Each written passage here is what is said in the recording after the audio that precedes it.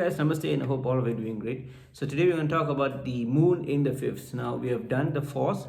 The fifth is a little bit, there are some similarities between the fourth and the fifth. Remember, they are not disconnected, but they're disjoint. So the mind again, the moon again is the governance of the mind, which is your thoughts and emotions and all the other components like cognition, your memories, and all that.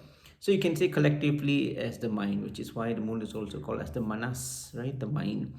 Now, the fifth is the house of your unconditional love. Things that you do without any kind of expectation, without any kind of reward. You just love doing it, right? So what happens when these two things comes together? Number one, you will be a person of what I call as selfish positive, which means people who selfishly positive, which means that they want to do things that they like, but in a way that it doesn't harm another person. You are selfish. Normally selfish is, is something bad, right? It is, you're doing some kind of damage for the other person, because either emotionally or physically, because you're selfish. You want things to be just for you, right? And by doing so, there is a damage on the other side. But being, selfish in a positive way is that there isn't any kind of damage on the other person. You just love doing things, and you slide that in your daily schedules. So you're selfish in a way that, okay, I want to do this, I love to do something.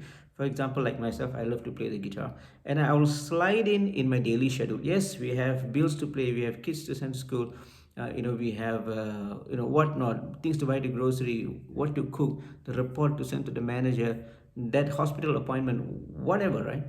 But still, we will add that thing that you really love doing. Say if you love coffee like me, then okay, I'm going to have this cup of coffee in that cafe later at this particular time by myself. If anyone's following this, that's great. If none, it's still great. I enjoy that cup of coffee.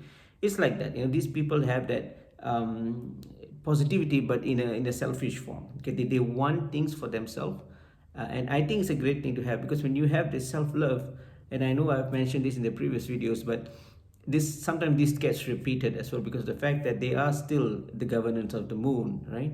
So again, they envision the day, this is what they want to have, and they'll slide in all these things that they like to have or to do in that day.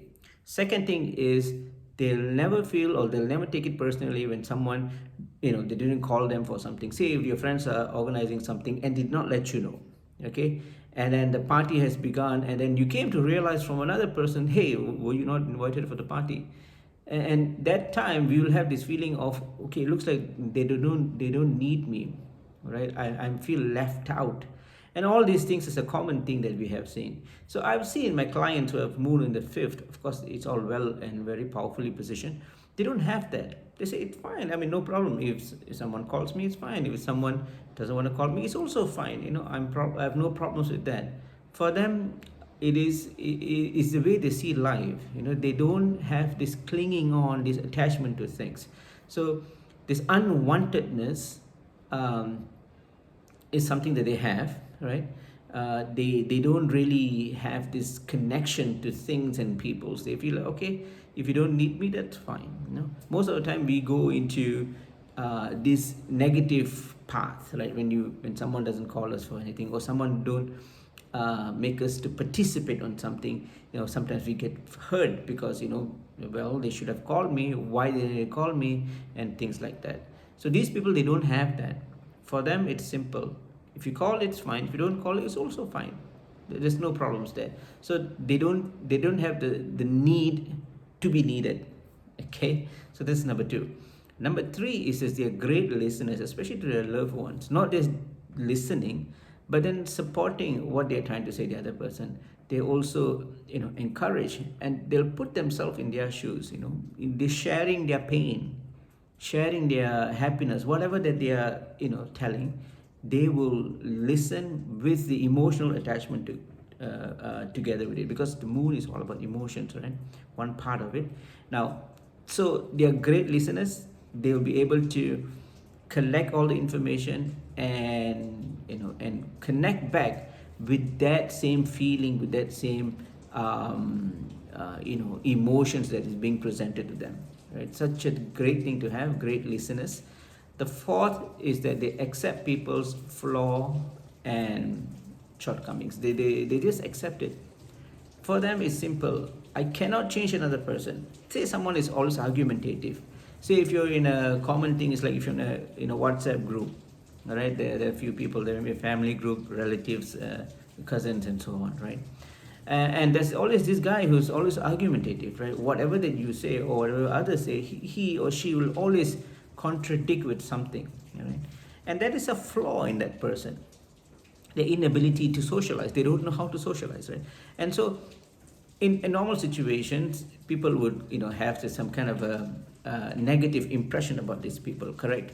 But for people who have moon in the fifth, for them, they'll never have any kind of a negative perspective. In fact, they'll have pityness or empathy or even compassion towards these people, because they feel that it is a flaw of them and it is something that they need to learn, right? It is not something they're doing bad, but it is too bad that they don't have the quality of the discernment or discretion on that particular topic, right? So they don't feel hatred or jealousy or any form of ill emotions towards the people. People who have flaws and whatever shortcomings, or people who don't know how to behave in public, or anybody with a bad attitude, for them it's okay, no problem, because it is who they are. They are yet to understand the deeper meanings of how to socialize and things like that, so they don't feel anything negative towards them. All right, so that's number 4. The last, certainly not the least, is that they like to explore life. They like to be excited about life, and they like to embrace things which are new to them. They are basically all about life. For them, life is a boon, right? Life is a boon from the gods, and it is an absolute waste if you don't do anything about it. For them, even sleep, they try to shorten that, because for them, the longer they are awake, the more they can get connected with life itself. They are so excited about life. This is something that I've seen over the years. So those are the top 5 amazing things that I've seen over the years, and I hope you enjoyed, or this video has been beneficial for you.